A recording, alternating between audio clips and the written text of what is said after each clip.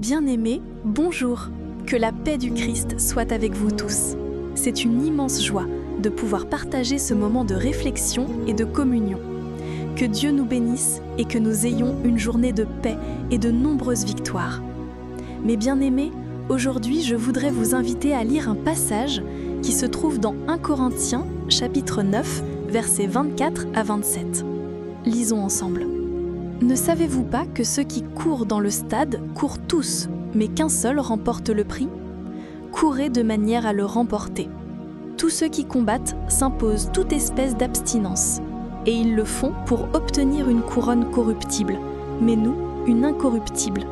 Moi donc, je cours non pas comme à l'aventure, je frappe non pas comme battant l'air, mais je traite durement mon corps et je le tiens assujetti, de peur d'être moi-même disqualifié après avoir prêché aux autres. Ce passage nous parle d'une course. Il a été écrit à l'église de Corinthe, une ville qui accueillait les Jeux isthmiques, un événement d'une grande importance, comparable aux Jeux olympiques. Paul, avec sa sagesse, a utilisé cette image si familière aux Corinthiens pour nous enseigner sur notre marche dans la foi. Il nous montre que la vie chrétienne est une course, un marathon spirituel. Ce n'est pas un sprint de 100 mètres, mais une épreuve d'endurance et de persévérance. Et dans cette course, mes précieux amis, nous participons tous. Le prix, c'est la couronne de vie, le salut, notre héritage éternel. Mais pour obtenir ce prix, comme nous l'enseigne la parole de Dieu, il faut courir d'une manière précise, avec concentration et discipline. L'athlète renonce à beaucoup de choses pour recevoir une couronne qui est passagère, une couronne que le temps peut détruire. Mais nous, mes chers amis, nous courons pour une couronne incorruptible qui ne périra jamais. Nous devons courir avec un but, sachant où nous allons.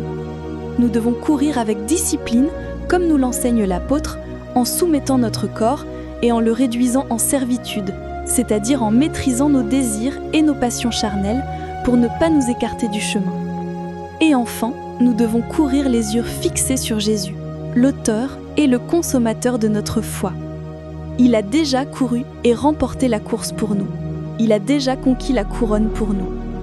Mes frères, je vous invite maintenant à vous unir à nous dans la prière. Prions et remettons à Dieu notre course de foi. Demandons-lui la force de rester ferme, de ne pas abandonner, de ne pas nous détourner du chemin. Dieu bien-aimé et éternel, au nom de Jésus, nous nous plaçons devant toi ce matin.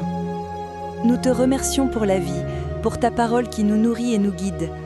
Seigneur, comme il est écrit dans Hébreux chapitre 12 verset 1, nous sommes entourés d'une grande nuée de témoins. C'est pourquoi, Seigneur, aide-nous à nous défaire de tout ce qui nous encombre, de tout fardeau et du péché qui nous enveloppe si facilement.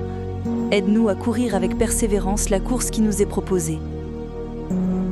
Seigneur, nous savons que notre lutte n'est pas contre la chair et le sang, mais contre les principautés, contre les autorités, contre les dominateurs des ténèbres de ce monde, comme il est écrit dans Éphésiens chapitre 6 verset 12. C'est pourquoi, Père, nous te demandons ta protection et ta puissance, afin de pouvoir résister aux tentations et aux attaques de l'ennemi. Donne-nous la capacité de garder les yeux fixés sur Jésus, l'auteur et le consommateur de notre foi, car comme il est écrit dans 2 Timothée chapitre 4 verset 7, nous voulons, à la fin de notre parcours, pouvoir dire « J'ai combattu le bon combat, j'ai achevé la course, j'ai gardé la foi ». Seigneur, tu nous enseignes dans Ésaïe chapitre 40 verset 31 que ceux qui espèrent en toi renouvellent leur force, qu'ils s'élèvent avec des ailes comme des aigles, qu'ils courent sans se lasser et qu'ils marchent sans se fatiguer. C'est pourquoi, Père, nous plaçons toute notre espérance en toi. Renouvelle nos forces, accorde-nous ta paix et ta joie pour continuer à marcher. Rends-nous capables de vivre une vie qui te glorifie, que notre corps et notre vie soient un temple du Saint-Esprit, comme nous l'enseigne ta parole dans 1 Corinthiens chapitre 6 verset 19. Aide-nous à vivre dans la sainteté, à fuir toute apparence du mal et à être lumière dans ce monde. Seigneur, nous nous remettons entre tes mains, que ta volonté s'accomplisse dans nos vies, que notre course de foi soit honorable et qu'à la fin, nous puissions recevoir la couronne incorruptible que tu as préparée pour ceux qui t'aiment. C'est ce que nous te demandons et pour lequel nous te remercions, au nom de Jésus. Amen. Mes bien-aimés, que le message de ce matin demeure dans vos cœurs.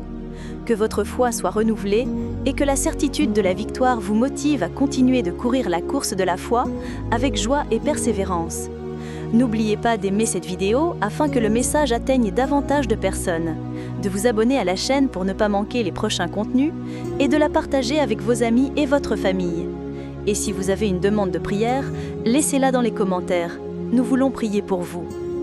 Que le Seigneur Jésus-Christ bénisse abondamment votre vie, votre famille et votre marche. Et que la grâce de notre Seigneur Jésus, l'amour de Dieu et la communion du Saint-Esprit soient avec vous tous.